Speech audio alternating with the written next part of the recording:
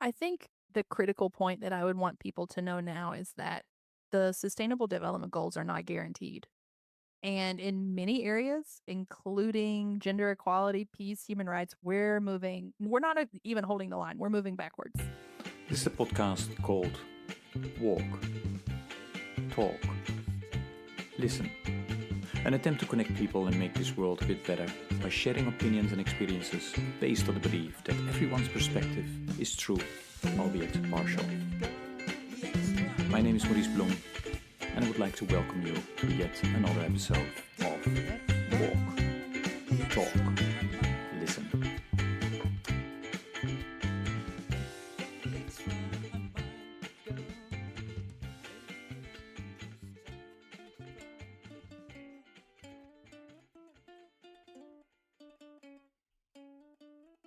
Okay, good day, everybody. This is another episode of the podcast Walk, Talk, Listen. And as always, I'm delighted with today's guest who will introduce herself. Jessica, please go ahead.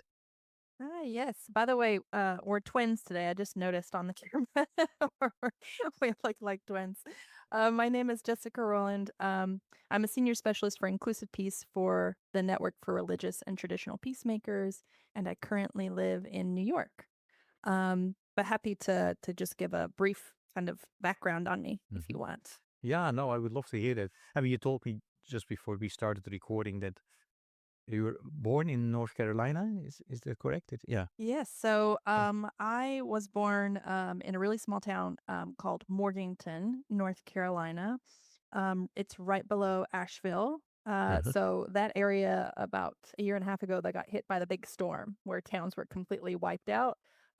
That's that's where I'm from originally. Yeah. And ironically, I don't know if you know Donna Bollinger. No. No. She was formerly with World Council of Churches, but Okay. I met her 6 years ago and just so happened to find out she's also from the same small town. Really? Wow. So that was bizarre, but yeah, Yeah. fun fact. Oh, no, that is bizarre. Yeah, I live in a small town in New Jersey as well, and my wife and I always think nobody knows that town. But then when you mention it, and speak, oh yes, I know. There's a coffee shop in Main Street. It's like, okay, yes, but it's really a small town. Mhm. So that's always funny how that goes. So are you you have any siblings and how? Yeah, tell us a bit about your upbringing and you know. Yeah, sure. So my parents have been married a couple times. So depending on where in my life, I had different Hmm. amounts of Yeah. siblings. But currently, I have three sisters. One half sister, one blood sister, and one stepsister. So it was usually always girls. So it was always a girl dominated household, which is maybe why I lean towards gender equality, Uh-huh. maybe. But yeah, they're all family's still all there. I'm the only one that flew the coop. Um, but yeah, I grew up in a Christian household. Hmm. Again, a small town, so not a lot of diversity. The diversity there was what type of Christian denomination you Hmm. grew up in, which was very different there. So half of my family was Presbyterian and half was Baptist, which, if you've ever been in both settings, very, very different style of churches. But I always, go back to thinking about what I was exposed to, whether it was from a cultural or faith background, because in today's environment, it's so critical because you always, when you think about what motivates people, what they understand, how they consume their news, it's all motivated by what they have been exposed to, what they know or not to be true based on their experiences.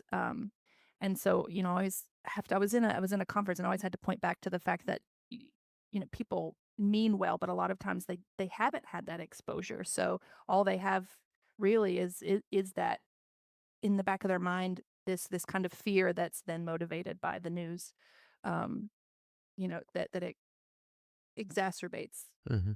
Yeah. the feeling. So like it's always like we're always doing work in these communities, but when you think about home and all the work that still needs to be done here, it's a lot, and you're seeing it now for sure Hmm. play out. Yeah.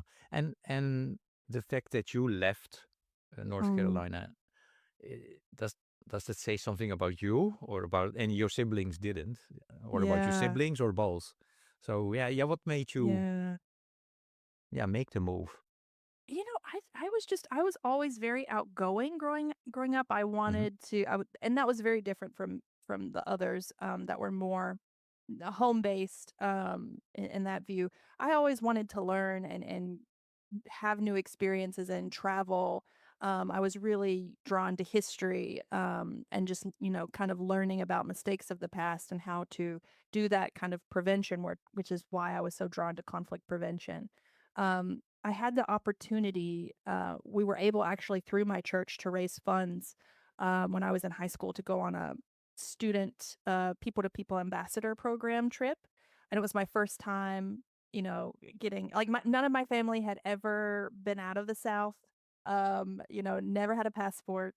I was the first to go to college even after this trip, but they were able to raise funds for me to do the program, and I got to go to Italy, Spain, and southern France, and it just unlocked everything that I wanted to do. Then it was kind of that whole saying of like anything's possible, having that exposure. And so it just kind of set me on a new trajectory. I mean, my family always knew I would leave the state, but they never thought the country. But I got a scholarship to do my bachelor's in London. Oh wow, So I yeah, lived in the UK for 3 years, and then just traveled and moved around from there. One small trip turned it into a lifetime career, I guess.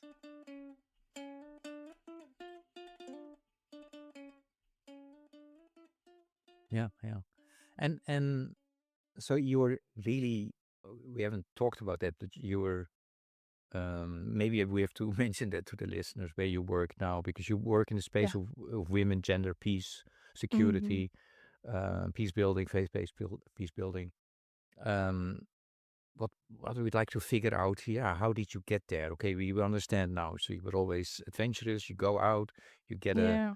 um, scholarship, you end up in London, but then, yeah, how did that path go that brought you ultimately then to working in New York and doing the work that you do at the moment? Yeah. When I was studying, it was a school called Richmond, the American International University of London. Hmm. Um, I learned about the Rwandan genocide and was just really intrigued about how there was, the international community wasn't able to see it coming, how it wasn't prevented. And of course, years later, you unpack that and realize no, they had a lot of uh, evidence and signaling that this was coming, and it was just a matter of inaction. It wasn't that they didn't know. Um, and I don't, it was just this, thinking at the time, not knowing that, what I know now, why don't these frameworks exist? Why, it seems so easy to go and measure and set these things up to be able to prevent atrocities from like that from occurring. And so I kind of had this focus of wanting to learn more about preventing mass atrocities. And I went to the International Criminal Court and worked there for a summer as an intern, and came back to the US and looked at domestic politics and worked on Capitol Hill. Never again. I see why people going into foreign affairs versus domestic politics. You're one or the other brain wise. I was so I worked for both parties, and the mentality that they had of you you think along the party lines. You don't have an independent, thought about something, which drove me crazy. Foreign affairs, it's all about cooperation and negotiation and things. So it's just a completely different way of thinking. Um, but yeah, I did that. I thought I was going to do international human rights law. Then I worked at a law firm and said, nope, too much paperwork. Not interested. And so I went and did my master's in international law and diplomacy at the Fletcher School Sure. in right outside of Boston. And while I was there, and I was again learning more about mass atrocity frameworks, um, I was able to do an internship actually with the UN Office of the Special Advisor on the Prevention of Genocide. first American, even though I was an intern, but first American allowed in the office, which was interesting at the Yeah. time, because Yeah. Americans don't sign up uh, to the ICC or anything for an accountability wise. Um, but it was that exposure and seeing where their framework were. While I was there, they were just launching their analysis framework. And they basically, it was a very small office, 10 or 12 people covering the whole world. So they basically said, look, where's a gap? Find a gap, tell us how we can improve it. And for me, I had a strong issue also in gender studies at the time. And I realized there wasn't the only thing about, from a gender perspective in the framework, was about gender based violence and sexual and reproductive health and rights. So there was a huge gap that I realized that was missing there. That mainstreaming element was missing. And so I decided then, okay, I want to work in this space, but I want to apply something new back to this framework and be able to give something back that's not been looked at previously. And so I then turned and went into the gender field Okay. and looked at gender-based violence against persons with disabilities. I looked at women's political participation. I went into women, peace, and security and masculinities. And so I wanted all of that to be able to then apply um, to the atrocity space. But I've kind of been the atrocity space is very, very small. It's very niche. Okay. So that's why you kind of end up going into the broader conflict prevention or conflict resolution space. And you see that shift now even with the UN in broader looking at mediation and dialogue, for example. But that's kind of how I landed at where I am now with the Network for Religious and Traditional Peacemakers. So as the senior inclusion specialist, I always say that I have the best job, but I may be biased in that I get to work with women, young people, and marginalized groups. So all of our network members and the work that they're doing, whether it be, conflict prevention or response or post-conflict societies, really helping them to make sure that they're doing it with that inclusive lens. So I wear many hats in, in my role. I also do all of our trainings. Um, but I really, the work's always changing. It's always something new. So it's never boring. Um, and yeah.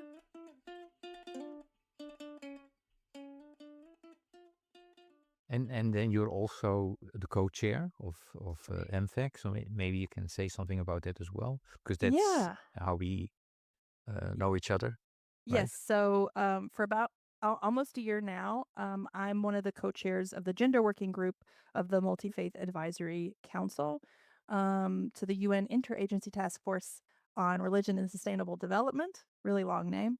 But yes, we have a 2-year mandate. But yeah, I'm a year in. Okay. Um, no, thank you for sharing your journey there. One question about the trainings that you give. So to whom do you give these Mm-hmm. trainings, and where do you travel around the world, travel around the country, or people come to Mm-hmm. you? How is that? Usually I'm traveling all over the world. It's kind of partnership or needs based. And so the different types of trainings we do e-advocacy training. So with women, young people to be able to maximize the different advocacy asks that they're doing. So like for example, we work with Ackway. I know Lilia was on before to help young people during the G20 Interfaith Forum. So we usually train them to be able to then advocate to the fullest impact during the forum. Um, a lot of times the trainings that come about as well are we'll look at see what our network members have in common and what we could then unite them to do together. So we're always looking for collaboration. Part of the network is, you see a lot of competition, especially now with funding and everything else. So how can we get them to work together, collaboration over competition? And so one of those trainings that came about, there is a religion and mediation course that we do with the UN Mediation Support Unit and ETH Zurich, based in Switzerland. And we work with the governments of Finland and Switzerland on this. And in doing this course, over several years, we realized most of the people that come to this course are definitely over 35 and almost most of the time men. And so realizing this, I said, okay, well, we need to look at the specific needs that women of faith have and young people of faith have because they're clearly mediating in their context, and they clearly are in need of support. So for the women of faith, we did a study with the Berghoff Foundation to look at their specific needs to develop a training for women and young women. And then we also did a course for young people of faith. Um, and they're different courses, but that's just an example of having something working together in partnership, seeing the gaps, and then making them fit for purpose. But there's just a couple training Yeah, examples. yeah. Okay, no, thanks. Mhm. And maybe piggybacking further than on young people Mhm. uh, today, um, and especially also because you're very active around these faith spaces as well. What do you see among young people today when it comes to faith, values, and social change? And the reason that I'm asking is especially if you compare it to religious institutional religion, well, in Mhm. some parts of the world maybe has gone down. Maybe there is an uptick now again. So what do you see with the younger generation that you are engaging with? And they tend to be maybe more religious because of the whole idea behind the trainings, etc. I don't know, but Mhm. yeah, can you share maybe?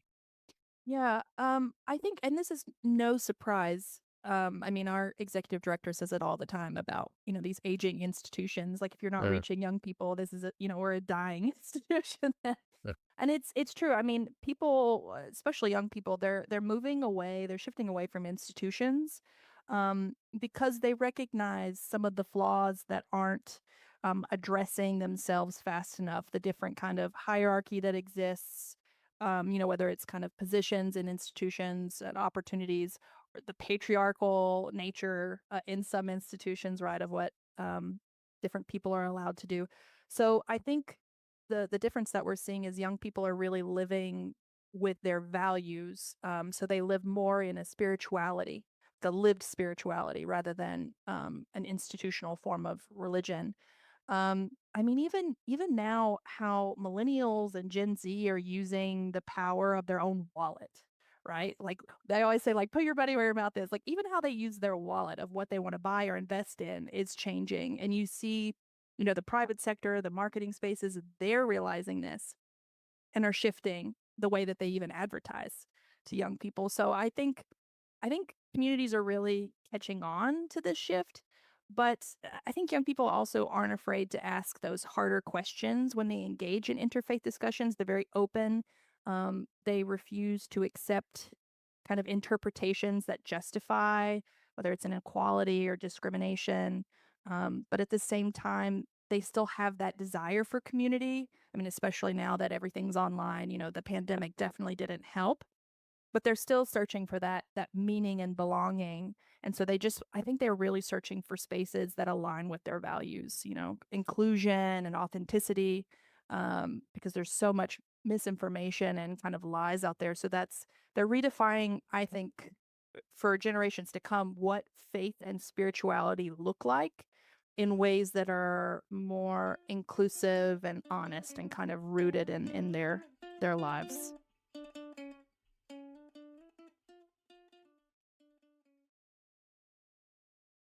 and where do they show um, leadership in peace building? Yeah, I think that comes back to them and finding their leadership and their values in how they lead and how they Uh-huh. show up. I mean, I can tell you, working in this space now over a decade, you can really it's I tell people all the time, like, it's that saying of, like, don't meet your heroes, because sometimes you meet people and you think, okay, if anybody that could, be a certain way, they've earned it in their life, and then they are the most nicest, down to earth people, and it's amazing. But on the other hand, you meet a lot of people with really big egos, and you're like, I don't understand why. I don't get it. And so the one thing I think young people are they look for more so than other generations is how are people treating their younger, whether it's colleagues, staff, partners, like how is that relationship? Because that tells a lot about a person and how they lead.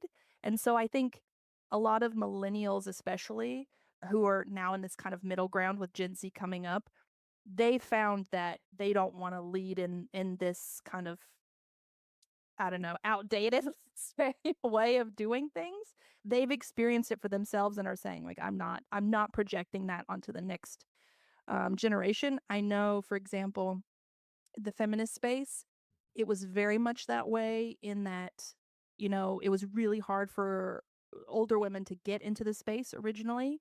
And so in their mind, it was probably, I experienced this, so now you have to. So you know what it's like to have gotten here. But in our minds and the younger generation's minds, it's but you did it so I wouldn't have to, so I wouldn't have to go through this. And so this, because we've now been through a lot of it, I think it's just that realization of, that's not the way it's supposed to be. And making a distinctive change in that what what leadership, what support looks like for the next generation of as everybody is coming up and changing positions. Mm, okay. I don't know if you've seen that. The Uh, faith space, I will say, is a bit better than some other spaces because you have more of a value system, but it's not unique. I still mm, see it here. okay.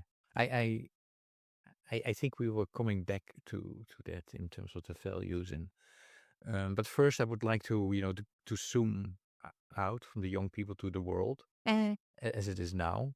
Um, what worries you most right now in terms of conflict, exclusion, polarization? That's the first part, and then the second part. And where do you personally find hope? Yeah, I mean, I think it's the polarization aspect of things, of people not being willing to enter into dialogue. A lot of times people are just talking past one another or want to have their point made without actually wanting to hear the other side. And I see it everywhere, whether it's, I mean, I went home for the holidays and it's weird. It's with some people who I grew up that were very open, you know, to new experiences and new ways of thinking, and that are just completely closed off now. That is very surprising to me. I think the shift that we're seeing, especially in the United States, and you're seeing it in other regions as well, but it's, hitting obviously home for me, having come from here.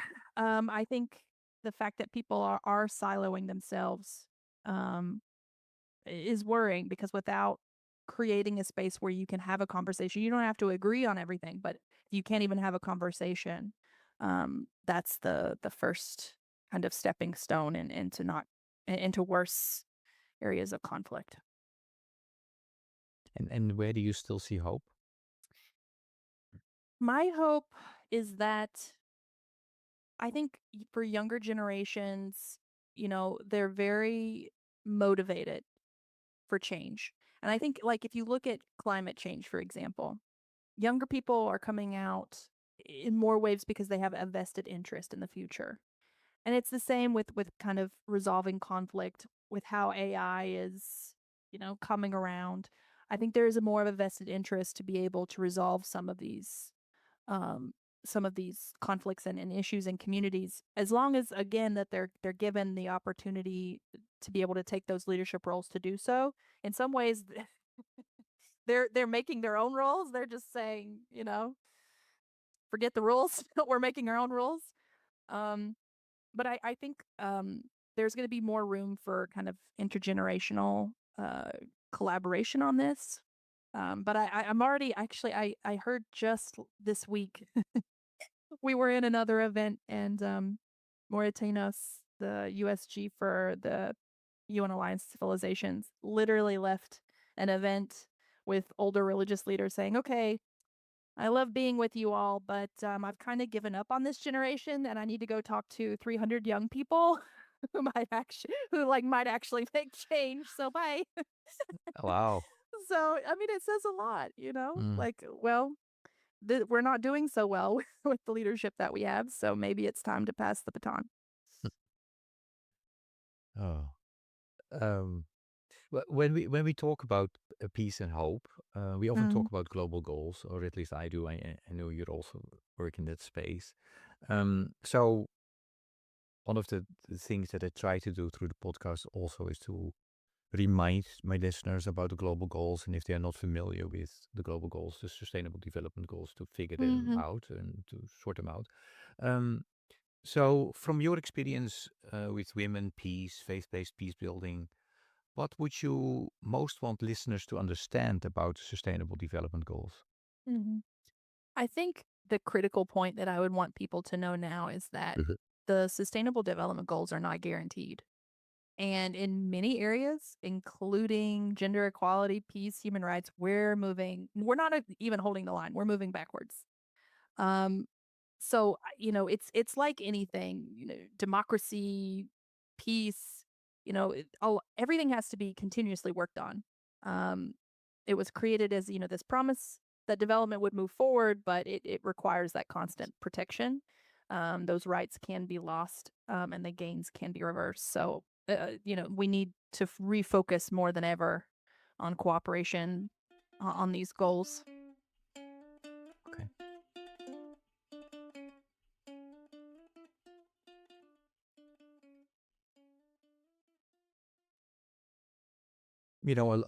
As the Sustainable Development Goals, they are about system changes, Hmm. structure changes.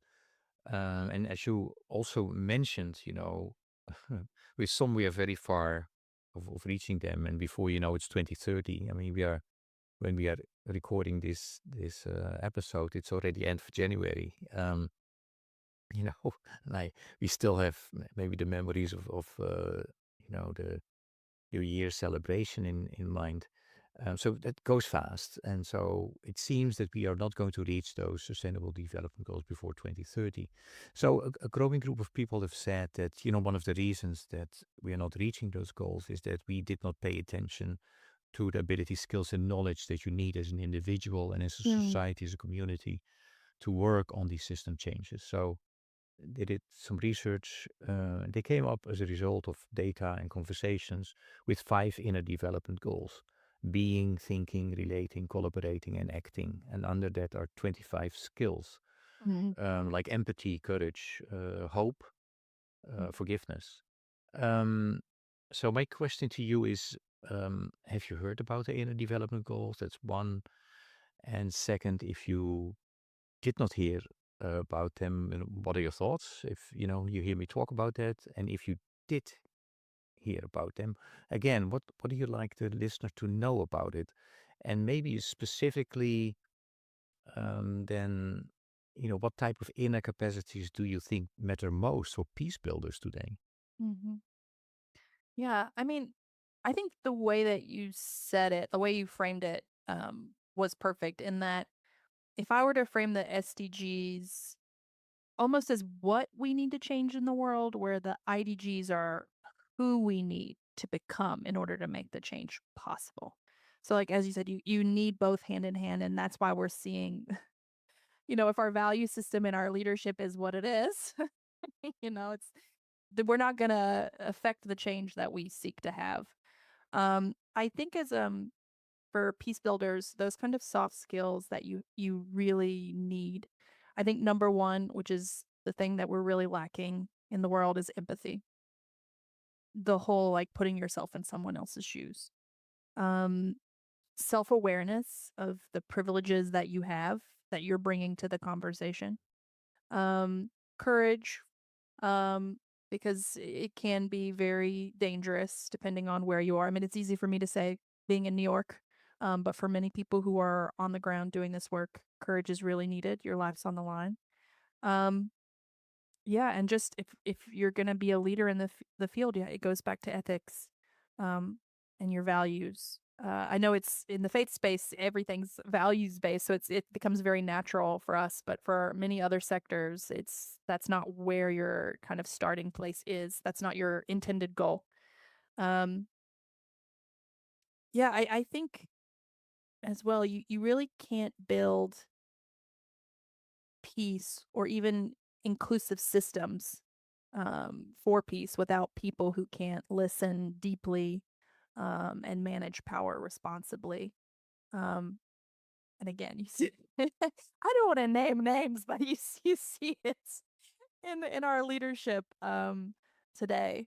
So and it doesn't matter kind of what your background or identity or any of these things are. It shapes who you are, but at the end of the day, it's how you're grounding yourself. Mm. I mean, you mentioned that, and that's maybe also some of the comments that faith-based organizations, faith actors are making when there are discussions around the inner development goals. Oh yeah, that's what we do. But are they really walking the talk there? I mean, what is your experience? I I think I think it depends.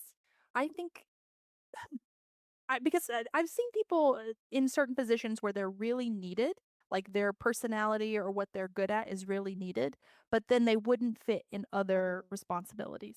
Like some people are really good at galvanizing and getting momentum from people and being able to do that role, but then they wouldn't be the type to nurture like the next generation of whether you're managing programs or doing advocacy, right? Like they may be a good face, but they're not good in terms of kind of managing and nurturing. So I think there are different roles to play and people in the faith space, you can tell who's good and who needs some work.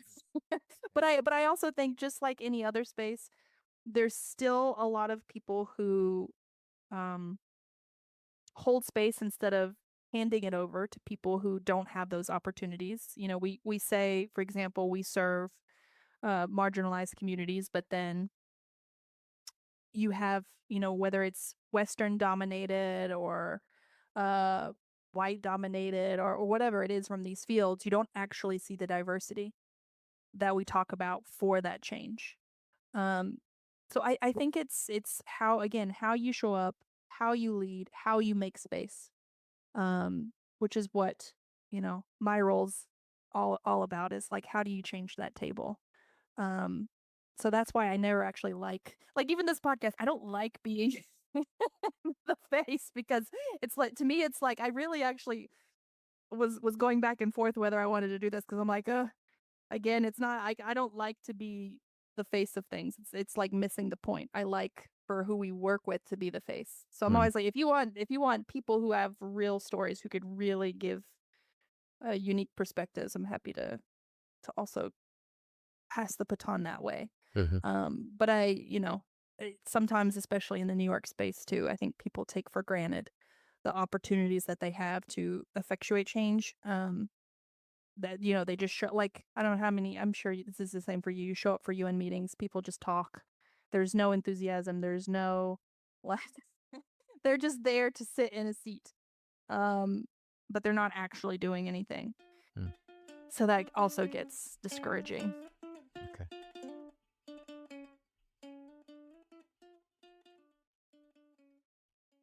You when I asked you, what type of inner capacities do you think matter most for peace builders? You mentioned empathy, courage, self-awareness. I had written for myself in terms of humility, dialogue skills, and I definitely I seen you at work that you definitely have those.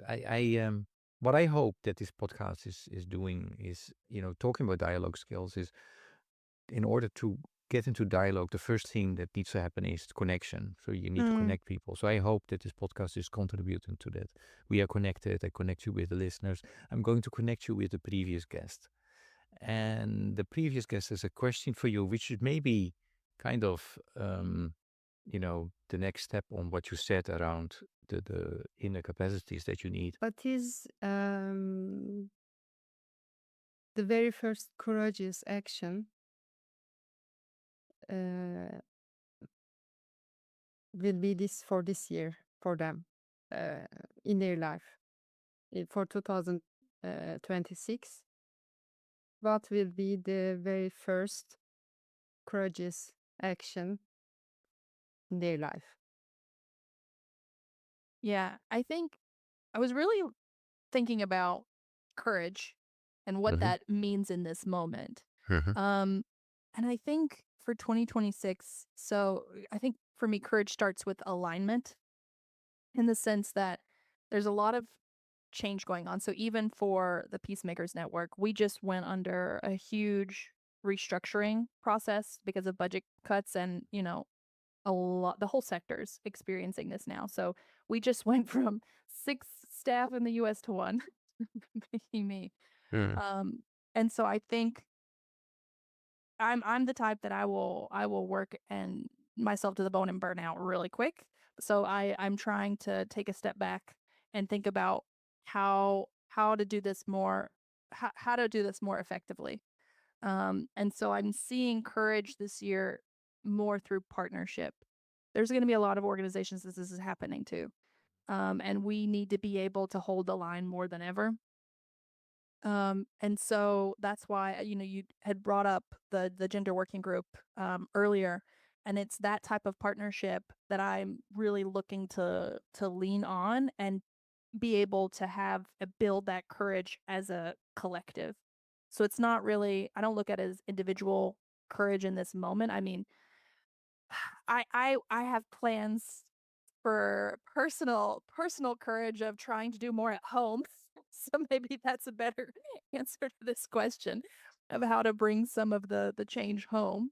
But at least in the broader kind of development space, we are seeing this continued backlash and this anti-rights narrative, especially of just people co-opting the kind of faith voice to be able to push back against gender equality.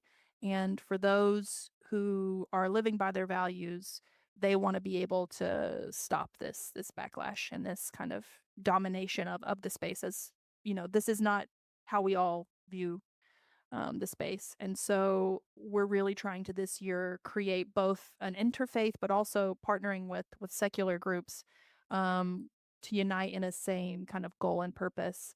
And so we've been developing a compendium of positive faith based narratives that really advocate for inclusion, gender equality, human rights. Um, to be able to show people it's not just like again people choose these narratives that fit their these anti-right narratives, and that's kind of like what's being seen as, well, this is what it is, without people pushing back. And so we want to, as a collective and as a movement, be able to do that together. So we'll be launching that compendium and rolling out trainings of this is what you do in these situations. When people say, oh, in my spiritual background or belief, women can't lead, for example, because it says this in the Bible or it says this in the Quran, whatever it is. But actually, no, in this sacred text, it does say or it does support. And so just being able to have um, those on hand to be able to push back. That's what we're doing as a collective courage this year. Okay. And actually, this is really important.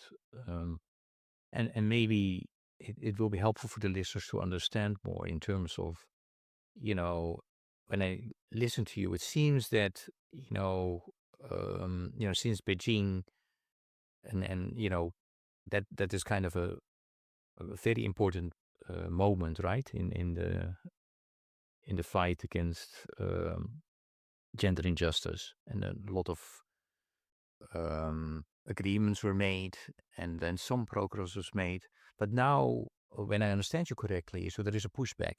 So Mm. I would like to understand what is exactly happening there. What is the pushback? And So that's one. And then second is, can you give some concrete examples? And especially maybe, the people that you work with that are living, Mhm. experiencing these situations in different countries, for example.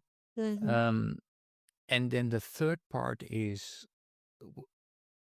where does it come from? Do you think this then that we seem to go back to old patterns and yeah, does it make sense what I'm asking you? Yeah, yeah. Okay. No, I mean, it always comes back to power. Who has power and who doesn't? And the reason why there is this kind of pushback again that we're seeing is the people who have had power for many, many decades um, are feeling like they don't have that same autonomy anymore.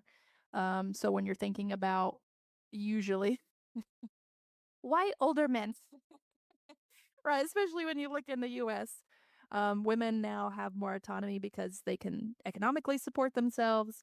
They're coming into more leadership, political positions, right, with different perspectives on what leadership looks like. There is just this feeling of your way of life being threatened, and that is being then exploited as oh well, and it's happening in other ways. It's not just gender equality, but it's the whole they're going to take away your way of life and what you know, and people don't like change, and so no matter what you're talking about, and I'll give you a couple examples that come from the compendium. We analyzed the big moment last year for CSW, the anniversary of the Beijing Platform for Action, and we looked at what both faith-based initiatives and member states were saying in their official statements to see what kind of were the issues. And some of the issues that came up, for example, were around the word gender. Some people still believe that you're either a male or a female, so that's under um, discussion. There is pushback on intersectionality, not only because sexual orientation and gender, but also some people view talking about intersectionality as ways of trying to cause conflict in communities by by making someone feel like a victim because you're identifying them in a certain way, that you're causing conflict, so we shouldn't talk about it. Another area was around women's human rights, because some people feel that uh, some communities place human rights as more important over other issue areas, over other rights, such as um, the right of a family, right?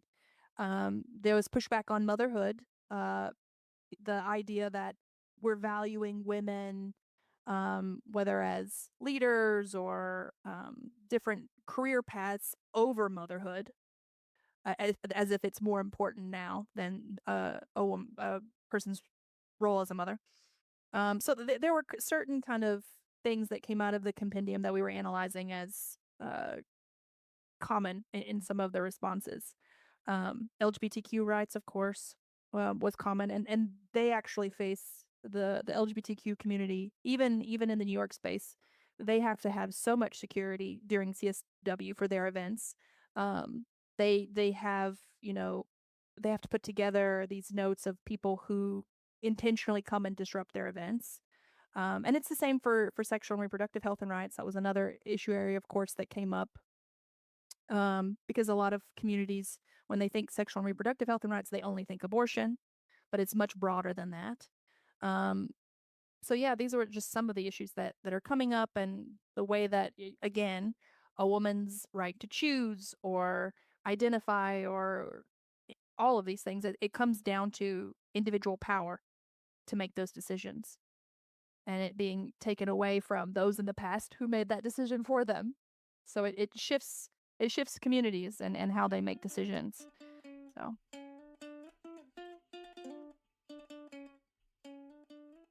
No, thanks, Jessica, for the. I mean, it's very clear. mm, Explain that to the listeners, and many are not aware that this is happening, and mm, I think it's important to point that out and to share that. Um, Maybe if you could offer the listeners one invitation, a reflection, or a mhm. challenge related to gender, peace, inclusion, what would that be? One challenge Yeah, or one invitation, reflection, or a challenge. Yeah. I think I think the challenge that we're finding more than ever now, not only with the pushback of the gains that we've made, but a lot of times in many communities, there are laws and policies that exist, but they're not implemented. So we have very, very nice laws, but nothing actually happens. Um, when you look at the Women, Peace, and Security agenda, we have many, many, many resolutions, but it's not actually being implemented on the ground. So the change can't happen. And that's, you see it now in the broader peace space, funding's being taken away. Women's rights were the first, it's always the first indicator. It was the first to go, right? Gender was the first chopping block. But if you don't have the funding, you don't have the opportunities to speak and show how things are being impacted on the ground, it makes it so much harder to make the change. And so I think the focus is really, especially with the anniversary last year, we don't want to ask for new things. We just want to make the things you've already promised happen. Um, I mean, the money now that exists is all going back to the military infrastructure. You see that again, like with broader aid and development funding. It's all going back to people's militaries, which we know is not helpful. But yeah, I would really, invite the listeners to look at their own countries, look at what the women and gender equality focused organizations are doing to be able to implement that change, um, and see how they can help. Okay. No, thank you so much. I forgot to ask you because I want to connect you with the next guest. Hmm. So, what is your question for the next guest? So I think for the next guest, I went back and forth.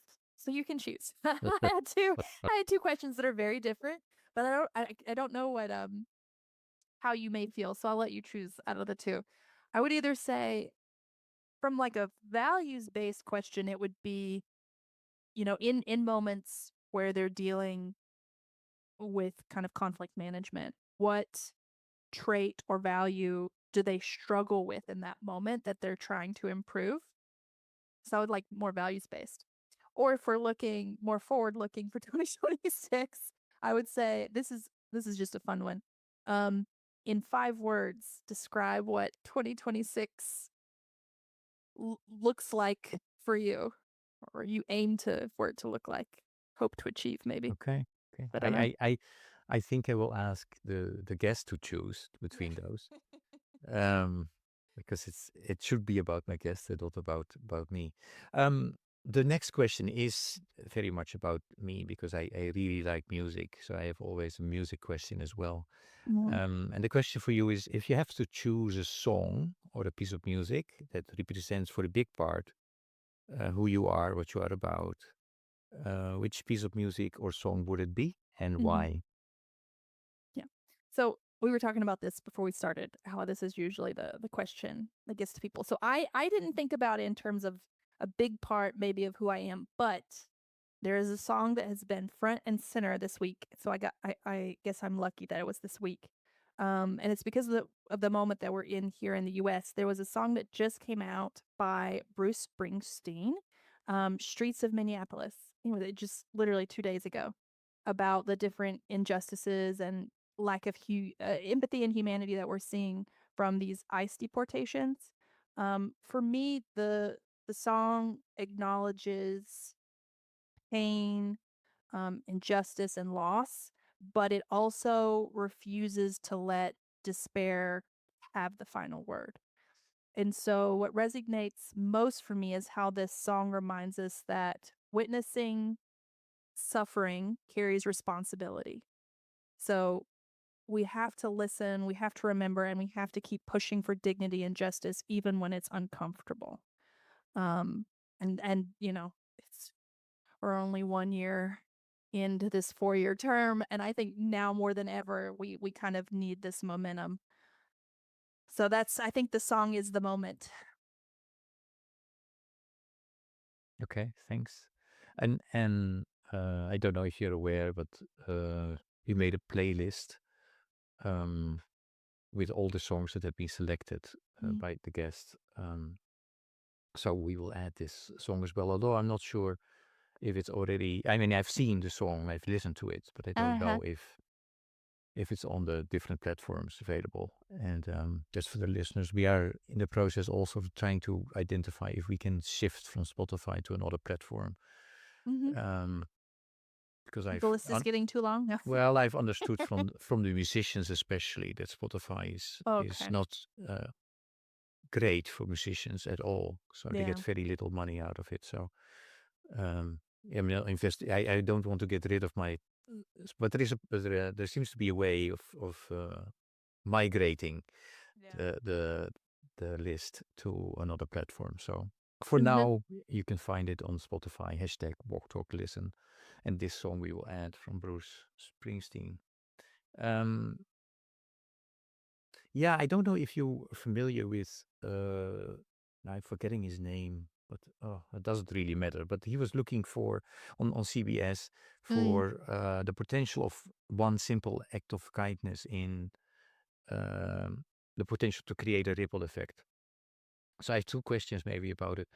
One is, yeah, what are your thoughts about one simple act of kindness and its mm, potential to create a ripple effect? And then the second part of the question is, if I ask you to come up with one simple act of kindness this week, what would you do? mhm.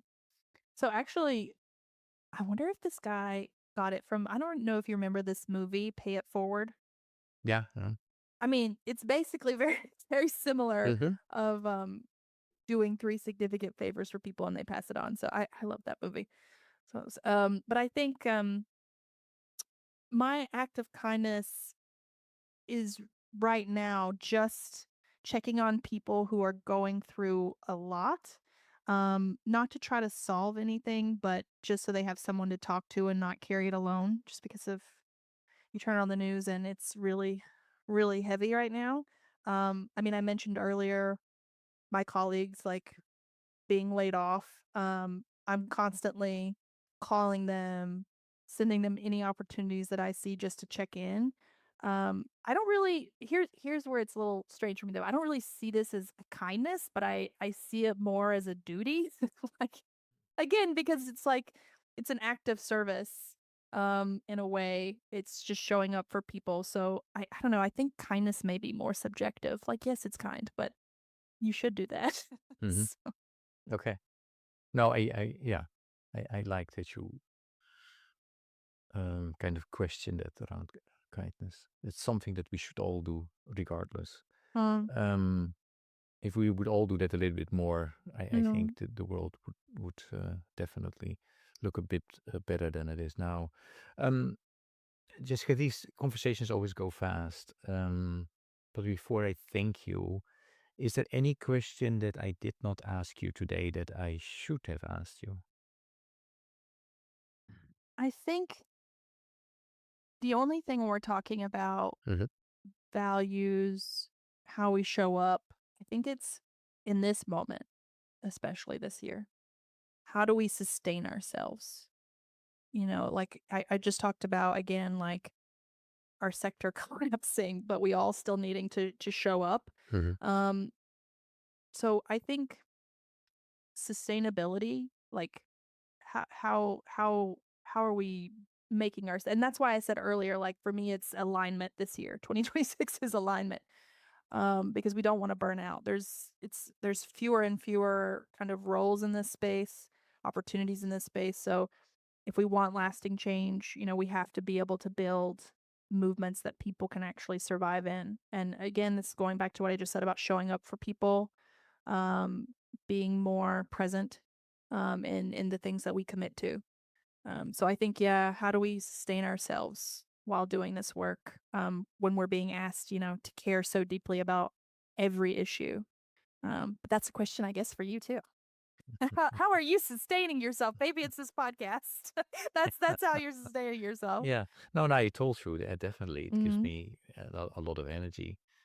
Listening to an incredible group of people that have been, yeah, it's a privilege to talk with them and to know that they're willing to share the story with me and with the listeners. So that's definitely a big part of what keeps me going. The Mm-hmm. other thing, and I normally don't. Uh, um, answer questions because my guests should answer questions. But um, I think we have a lot to learn from, I mean, you're saying traveling around the world and then listening to people with a lived experience. I think, unfortunately, um, a lot of those people that we have worked with for so long, they have always had that life that maybe we are now experiencing. Mm-hmm. So, you know, yeah. Keep this in mind. So listen to Yeah. them and their experience and their resilience and their strength, their voice. And if we would have done that even better, I think, maybe this situation wouldn't have happened as well. So Yeah. that's my 2 cents Mm-hmm. to this. I would really like to thank you for your leadership, for your bridge building work. Your work around peace. I mean, it's extremely important for everything you do, for who you are. Um, yeah, we will make sure that we add Bruce Springsteen's latest song to the playlist. And maybe you should tell the people where they can learn more about your work. So that maybe, 2, 3, 4, 5 staff can be rehired. So, Yeah. yeah, is there a website where what they should check out? Yeah. Peacemakersnetwork.org Mm-hmm. is our website. Okay. We still need a website for the Multi Faith Advisory Council, so you can help me in keeping pitching that idea. Okay, and you need support for that as well. Okay, we'll look into that. Thank you so much, Jessica, and all the best. And yeah, thanks for everything you do. Thank you. Oh, well, before you go, you can tell I'm a peace practitioner because I love dialogue. Fun question. One more question for you because I'm sure people don't get to ask. Is there anything that someone has not asked you yet that you wish you could answer? So Wow, you've had a lot of podcast conversations. I did. But if people were asking me questions, then I always refuse to answer. Um, so until today, actually, I think it's the first time. So I know you're a good researcher, so you had me there.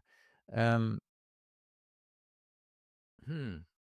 I would say, keep on following this particular podcast, and then when I will be invited for another podcast, you might find out what that is. So Yeah. um Crossover. yeah, yes, exactly. So no, thank you so much. Thank you.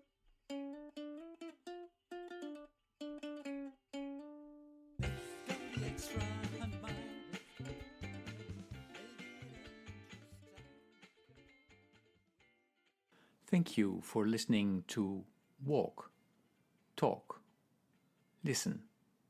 Please check us out on 100mile.org or follow us on Facebook or Instagram.